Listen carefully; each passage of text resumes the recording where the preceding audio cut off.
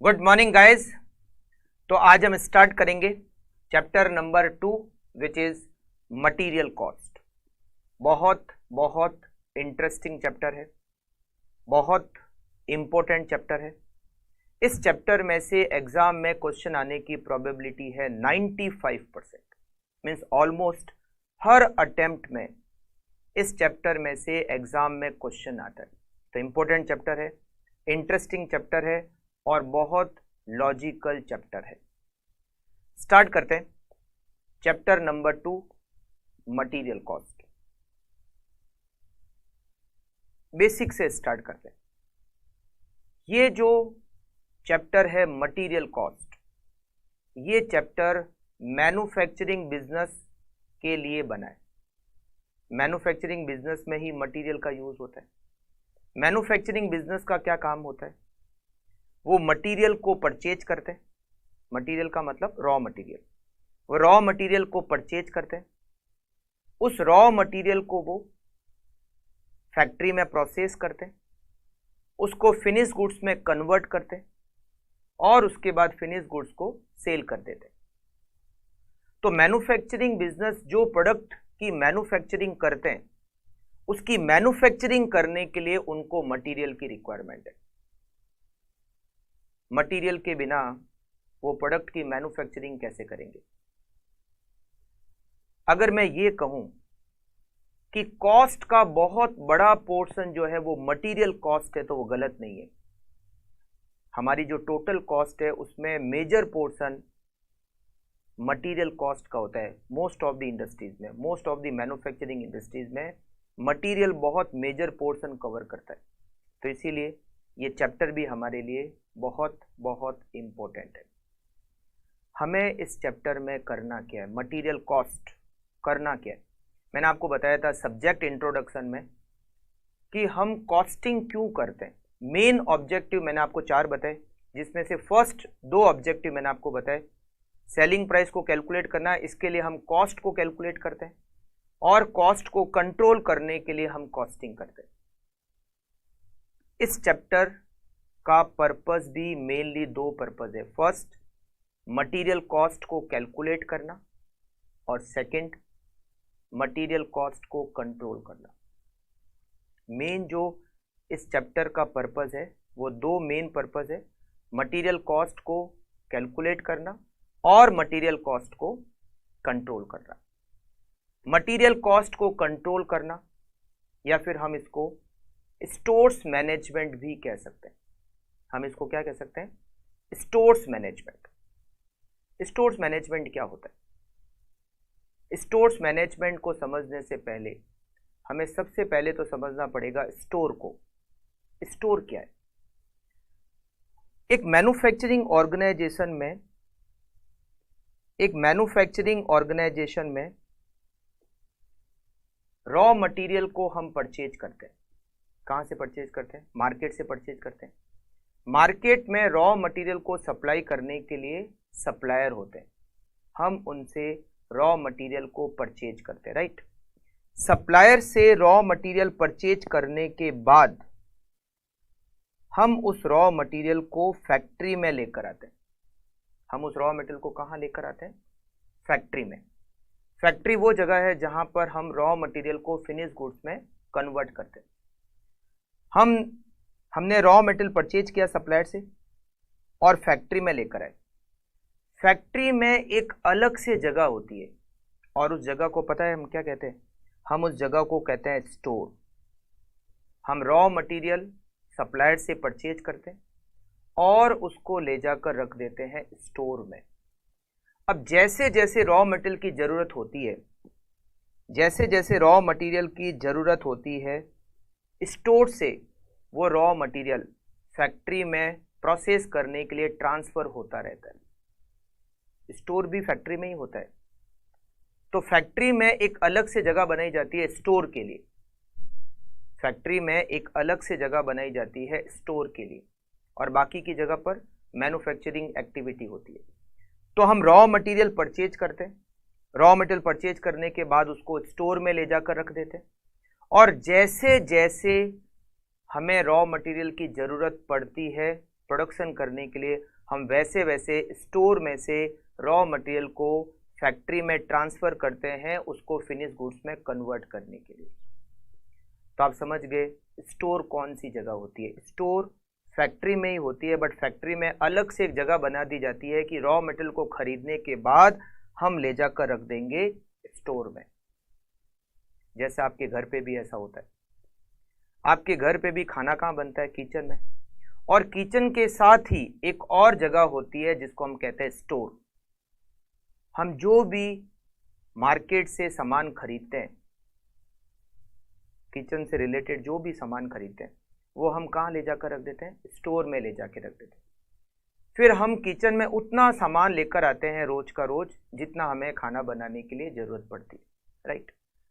तो स्टोर वो जगह है जहां पर हम रॉ मटेरियल को परचेज करते हैं, उसको स्टोर में ले जाकर रख देते हैं। स्टोर होता फैक्ट्री में ही है। और फिर जैसे जैसे हमें जरूरत पड़ती है, जितनी मटेरियल की जरूरत पड़ती है, हम स्टोर में से वो मटेरियल लेते रहते हैं, राइट।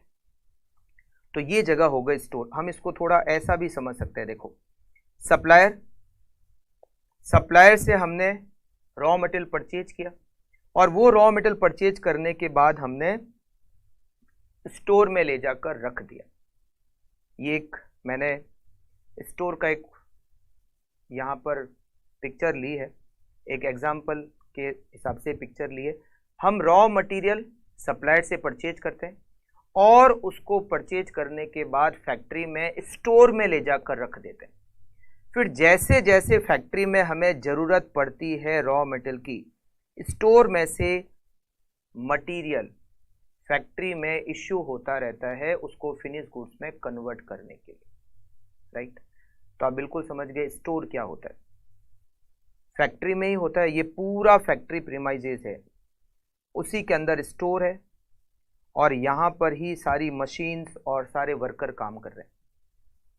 तो स्टोर हमने एक अलग से जगह रखी कि मटेरियल परचेज किया, उसको स्टोर में ले जाके रखा, फिर जितनी ज़रूरत पड़ी उतना आपने फैक्ट्री में लिया, उसको फिनिश गुड्स में कन्वर्ट किया। फिर हो सकता है ये जो हम फैक्ट्री में स्टोर में से मटेरियल ले रहे हैं वो हो सकता है एक दिन में एक बार या एक दिन में 2-4 बार, या हो सकता है एक वीक का मटेरियल एक साथ स्टोर से हमने फैक्ट्री में लिया और उसको फिनिश गुड्स में कन्वर्ट करके फिर नेक्स्ट वीक और मटेरियल हम लेंगे स्टोर से और उसको फिनिश गुड्स में कन्वर्ट करेंगे। तो ये फ्रीक्वेंसी जो है कि मटेरियल कितने कितने टाइम से लेंगे वो अलग अलग सिचुएशन के हिसाब से चेंज होती रहती है, राइट। ये जो हम चैप्टर पढ़ रहे हैं, ये जो हम चैप्टर पढ़ रहे हैं material cost, basically it is stores management. मतलब ये जो स्टोर है, ये जो स्टोर है हमें इसको मैनेज करना है, हमें स्टोर्स को मैनेज करना है। अब स्टोर को मैनेज करने का मतलब क्या? What is store management? Stores management क्या होता है? स्टोर्स मैनेजमेंट क्यों करते हैं और स्टोर्स मैनेजमेंट कैसे करते हैं? अगर हमने ये 3 क्वेश्चन के आंसर समझ लिए तो हमें ये चैप्टर पूरा समझ में आ जाएगा। स्टोर्स मैनेजमेंट क्या होता है, स्टोर्स मैनेजमेंट क्यों करते हैं और स्टोर्स मैनेजमेंट कैसे करते हैं। आज की क्लास में हम पहले 2 पॉइंट को तो डिस्कस करेंगे, व्हाट इज स्टोर्स मैनेजमेंट और हम स्टोर्स मैनेजमेंट क्यों करते हैं। मतलब अगर स्टोर्स मैनेजमेंट नहीं किया जाए तो उससे क्या नुकसान होगा। तो स्टोर्स मैनेजमेंट क्यों करते हैं आज हम ये समझेंगे, स्टोर्स मैनेजमेंट क्या होता है आज हम समझेंगे, और स्टोर्स मैनेजमेंट कैसे करते हैं फिर हम नेक्स्ट क्लास से स्टार्ट करेंगे, क्योंकि पूरे चैप्टर में वही तो दे रखा है, स्टोर्स मैनेजमेंट कैसे करते हैं, राइट। तो स्टोर्स मैनेजमेंट क्या होता है और स्टोर्स मैनेजमेंट कैसे करते हैं। देखो स्टोर्स मैनेज करता कौन है? स्टोर्स मैनेज करता है स्टोर कीपर। ये जो बड़े बिजनेस ऑर्गेनाइजेशन है यहाँ पर स्टोर को मैनेज करने के लिए स्टोर कीपर होता है। अगर बहुत बड़ा स्टोर है तो हो सकता है एक से ज़्यादा स्टोर कीपर होते हैं। तो स्टोर कीपर 1 हो सकता है, 2 हो सकते हैं, 3 हो सकते हैं, 4 हो सकते हैं, 5 हो सकते हैं, राइट। स्टोर कीपर स्टोर को मैनेज करता है।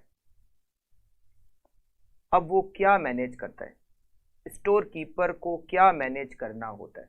बहुत आराम से इसको समझ सकते हैं, बहुत अच्छी तरीके से इसको समझ सकते हैं कि हमें स्टोर को मैनेज करने की ज़रूरत क्यों पड़ती है और स्टोर्स मैनेजमेंट होता क्या है। स्टोर्स मैनेजमेंट का मतलब, स्टोर्स मैनेजमेंट का मतलब, what is stores management.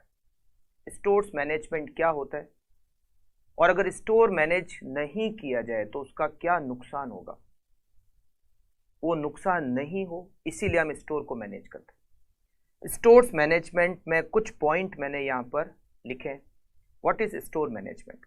First, timely purchase of material, raw material को टाइम पे परचेज करना। देखो मैंने अभी आपको बताया कि हमें मटेरियल की रिक्वायरमेंट होती है फैक्ट्री में प्रोडक्शन करने के लिए। फैक्ट्री में मशीन है, फैक्ट्री में लेबर काम कर रही है, और फैक्ट्री में जो लेबर काम कर रही है, मशीनें काम कर रही है, वो क्या काम कर रही है, वो रॉ मटेरियल को फिनिश गुड्स में कन्वर्ट कर रही है, राइट। अब अगर रॉ मटेरियल ही कभी मान लो अवेलेबल नहीं है तो फैक्ट्री तो बंद हो गई।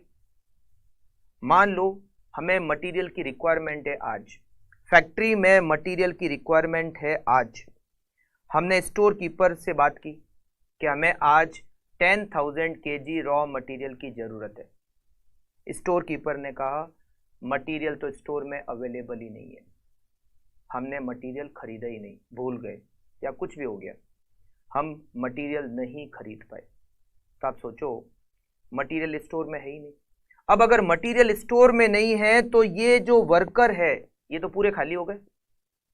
वर्कर खाली बैठे, आइडल बैठे, मशीन खाली हो गई। फैक्ट्री एक तरीके से जब तक अब मटेरियल नहीं आता तब तक फैक्ट्री हमारी बंद है। कितना नुकसान हो रहा है।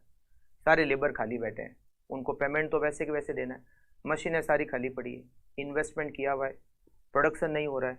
और प्रोडक्शन क्यों नहीं हो रहा है, स्टोर कीपर की गलती की वजह से। उसने मटेरियल परचेज ही नहीं किया। अब वो मटेरियल परचेज ही नहीं किया तो मटेरियल वो इश्यू कैसे करेगा, मटेरियल वो देगा कैसे, राइट। तो हम स्टोर मैनेजमेंट में सबसे पहले देखते हैं टाइमली परचेज ऑफ मटेरियल। हमें मटेरियल को टाइम पे परचेज करना है। मतलब जब फैक्ट्री में मटेरियल की रिक्वायरमेंट हो उस समय उतना मटेरियल स्टोर में अवेलेबल रहना चाहिए, कम से कम उतना मटेरियल तो अवेलेबल रहना चाहिए। मतलब जैसी रिक्वायरमेंट आई स्टोर कीपर ने मटेरियल का बिल्कुल अवेलेबल है, आप ले जाइए। मतलब मटेरियल की वजह से फैक्ट्री बंद नहीं होनी चाहिए, मटेरियल की वजह से फैक्ट्री बंद नहीं होनी चाहिए। अब मान लो हमने स्टोर मैनेज नहीं किया, हम अगर मटेरियल को टाइम पे परचेज नहीं करते हैं तो कितना बड़ा नुकसान हो सकता है। मान लो फैक्ट्री में मटेरियल चाहिए और मटेरियल स्टोर कीपर परचेज करना ही भूल गया, 2 दिन तक स्टोर में मटेरियल अवेलेबल ही नहीं हुआ, तो 2 दिन तक फैक्ट्री बंद। तो 2 दिन में जो फैक्ट्री में काम हो सकता था, कितना बड़ा अपॉर्चुनिटी का लॉस हो गया, कितना प्रोडक्शन का लॉस हुआ और कितना सेल्स का नुकसान हुआ। अच्छा, लेबर को पेमेंट करना पड़ रहा है वो अलग। तो ये सारे नुकसान, अगर आपको इन नुकसान से बचना है तो आपको स्टोर मैनेजमेंट करना पड़ेगा। मतलब आपको मटेरियल टाइम पे परचेज करना पड़ेगा। मतलब जब कभी फैक्ट्री में मटेरियल की रिक्वायरमेंट हो, स्टोर में वो मटेरियल अवेलेबल होना चाहिए, राइट। तो स्टोर मैनेजमेंट में सबसे पहले हम क्या करते हैं, मटेरियल को टाइमली परचेज करते हैं। और ऐसा नहीं करेंगे तो आप समझ सकते हो इसके कॉन्सिक्वेंसेस क्या हो सकता है। Second, minimum purchase price. मैंने आपको बताया था कि कॉस्ट कंट्रोल करना हमारे लिए कितना जरूरी है। अगर हमने कॉस्ट को कंट्रोल नहीं किया, अगर हमारी कॉस्ट बहुत ज़्यादा हो गई तो हमारी सेलिंग प्राइस भी ज़्यादा होगी, और अगर हमारी सेलिंग प्राइस ज़्यादा होगी तो हम मार्केट से आउट हो सकते हैं। हमें मार्केट में अगर सर्वाइव करना है, कंपटीशन में सर्वाइव करना है, तो हमारी सेलिंग प्राइस भी रीजनेबल होनी चाहिए, और रीजनेबल सेलिंग प्राइस के लिए हमारी कॉस्ट कम होनी चाहिए। तो हमें परचेज प्राइस को मिनिमम रखना है। मतलब इसका मतलब ये नहीं कि हमें घटिया मटेरियल परचेज करना है, लो क्वालिटी का मटेरियल परचेज करना है, बिल्कुल नहीं। हमें जब मटेरियल परचेज करना है तो हमें अलग अलग सप्लायर से कोटेशन लेना है, प्रॉपर तरीके से नेगोशिएशन करना है, और उसके बाद बेस्ट सप्लायर से मटेरियल परचेज करना है जो हमें बेस्ट प्राइस दे सके। आप समझे? मिनिमम परचेज प्राइस का मतलब नहीं है कि लो क्वालिटी ऑफ मटेरियल हमने परचेज कर लिया, इससे हमारे आउटपुट की क्वालिटी भी तो खराब हो जाएगी, तो मार्केट से वैसे ही हम बाहर हो जाएंगे। हमें क्वालिटी ऑफ रॉ मटेरियल तो एकदम बेटर परचेज करनी है, बट हमें प्रॉपर तरीके से नेगोशिएशन करना है, कोटेशन मंगाना है, कौन कौन ये मटेरियल कहाँ का अवेलेबल हो सकता है, कहाँ पे अवेलेबल हो सकता है, किस रेट पे अवेलेबल हो सकता है, ये सारी नॉलेज हमें अपने पास रखनी है, तो हम बेस्ट सप्लायर को मटेरियल परचेज करने का ऑर्डर दे सके। तो स्टोर मैनेजमेंट, अगर हमने स्टोर मैनेजमेंट नहीं किया तो हो सकता है परचेज प्राइस ज़्यादा लग जाए, और अगर परचेज प्राइस ज़्यादा लग गई तो हमारी कॉस्ट ज़्यादा हो जाएगी, कॉस्ट ज़्यादा हो गई तो सेलिंग प्राइस बढ़ जाएगी, और सेलिंग प्राइस बढ़ जाएगी तो आप समझ सकते हो कंपटीशन के माहौल में हमारी क्या हालत होगी। Third, proper issue of material. Store keeper का जो मेन काम है वो मटेरियल परचेज करना और उस मटेरियल को इश्यू करना, राइट। तो मटेरियल इश्यू करना मतलब टाइम पर, जैसे ही रिक्वायरमेंट रेज हो, जैसे ही प्रोडक्शन डिपार्टमेंट कहता है कि मुझे मटेरियल चाहिए, हाथों हाथ मटेरियल इश्यू हो जाना चाहिए, टाइम लैग नहीं लगना चाहिए। ऐसा नहीं है कि रिक्वेस्ट आई मॉर्निंग में और इवनिंग तक मटेरियल इश्यू हो रहा है, बिल्कुल नहीं। अगर मॉर्निंग में रिक्वेस्ट आई है तो इमीडिएटली मटेरियल इश्यू हो जाना चाहिए, प्रॉपर तरीके से मटेरियल इश्यू होना चाहिए, प्रॉपर क्वांटिटी में मटेरियल इश्यू होना चाहिए। प्रोडक्शन डिपार्टमेंट को बिल्कुल भी हमें बंद नहीं करना है, आप समझे। ऐसा नहीं हो कि प्रोडक्शन डिपार्टमेंट मटेरियल की वजह से कभी भी मशीन हमारी बंद नहीं होनी चाहिए, लेबर काम होने बंद नहीं होने चाहिए, वो काम कंटिन्यूसली चलते रहना चाहिए। तो स्टोर कीपर की ड्यूटी है कि वो टाइमली मटेरियल को इश्यू करे, प्रॉपर जितनी क्वांटिटी उन्होंने रिक्वेस्ट की है उतनी क्वांटिटी में मटेरियल इश्यू करे।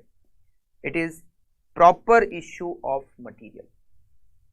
अगर ऐसा नहीं होगा तो आप समझ सकते हो कि अगर हमने टाइमली मटेरियल इश्यू नहीं किया तो हो सकता है फैक्ट्री में प्रोडक्शन में इंटरप्शन आए, हो सकता है कुछ टाइम के लिए फैक्ट्री बंद करनी पड़े, प्रोडक्शन बंद करना पड़े, लेबर आइडल हो सकते हैं, मशीन आइडल हो सकती है, right. Fourth, proper storage of material. आपने अपने घर में स्टोर देखा होगा, पता है आपके घर में स्टोर को कौन मैनेज करते हैं? आपके घर में स्टोर को मैनेज करती है आपकी मदर। कभी आप स्टोर में जाके देखना, सारा जो सामान है बड़े ही व्यवस्थित तरीके से पड़ा रहता है, कौन सा सामान कहाँ पर पड़ा है मम्मी को सारी नॉलेज रहती है, सही तरीके से डिब्बे में पैक करके सामान पड़ा रहता है। अच्छा, कौन से डिब्बे में कौन सा सामान पड़ा है, उसके बाद डिब्बे के ऊपर ही एक टैग लगा होता है कि इसके अंदर चीनी है, इसके अंदर चावल है, इसके अंदर ये सामान पड़ा है, राइट। तो प्रॉपर तरीके से मम्मी ने स्टोरेज किया हुआ है।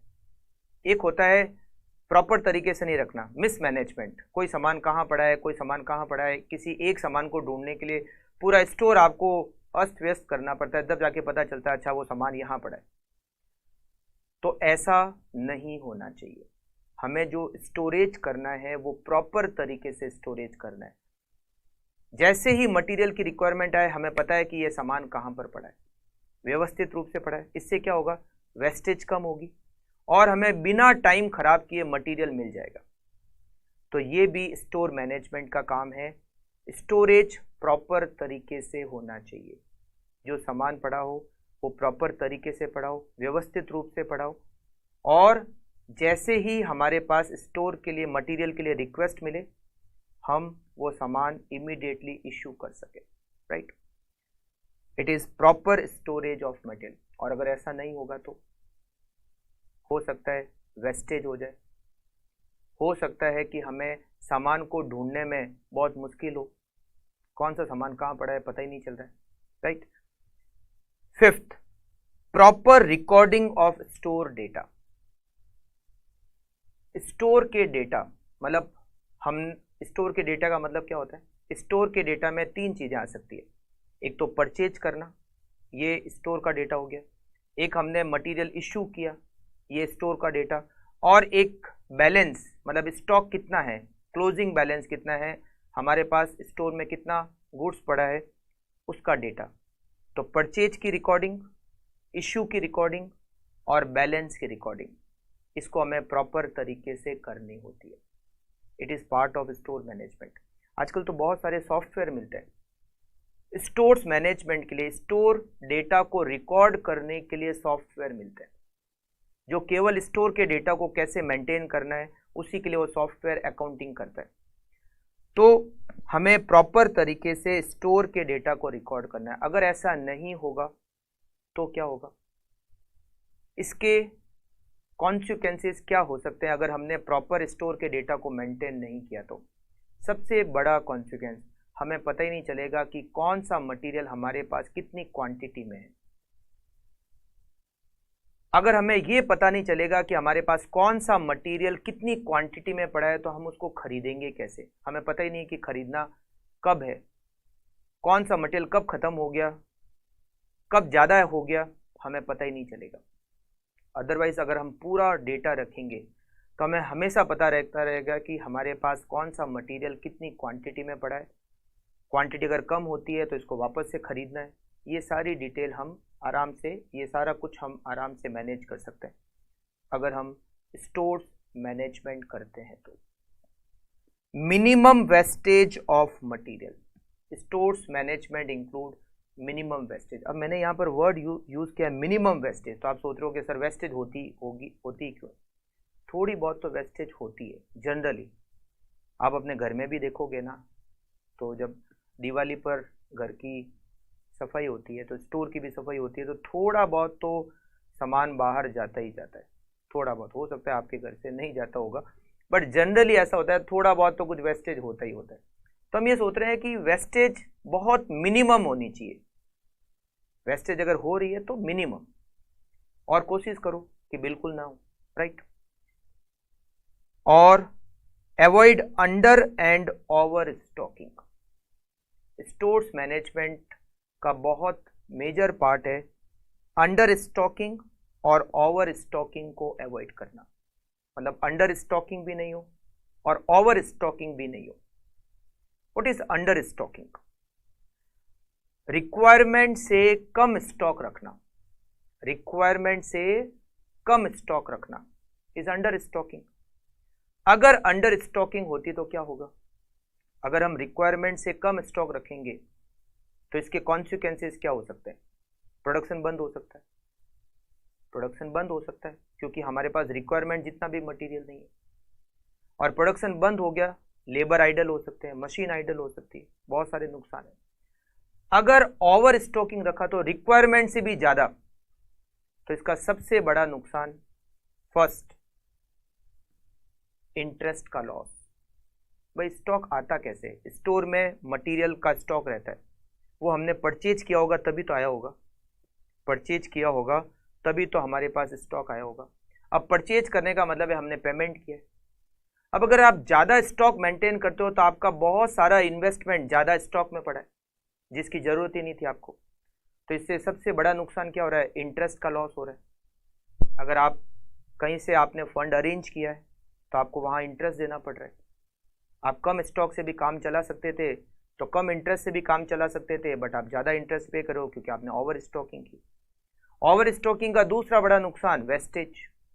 ज़्यादा स्टॉक होगा तो वेस्टेज भी ज़्यादा होगा, एटसेट्रा। ऐसा नहीं है कि केवल इन सब को, और भी एक दो पॉइंट हम इसमें इंक्लूड कर सकते हैं, मगर हमने मेजर सारे पॉइंट इसमें इंक्लूड कर लिए। तो ये चैप्टर बेसिकली दे रखा है स्टोर्स मैनेजमेंट। मतलब अगर मैं इस चैप्टर को नाम मटेरियल कॉस्ट नहीं देकर स्टोर्स मैनेजमेंट भी दूं तो भी ठीक है, मतलब चलेगा। स्टोर्स मैनेजमेंट ही बेसिकली इस चैप्टर में दे रखा है। मटेरियल कॉस्ट मैनेजमेंट या स्टोर्स मैनेजमेंट, आप इस चैप्टर को नाम दे सकते हो। तो स्टोर्स मैनेजमेंट क्या होता है?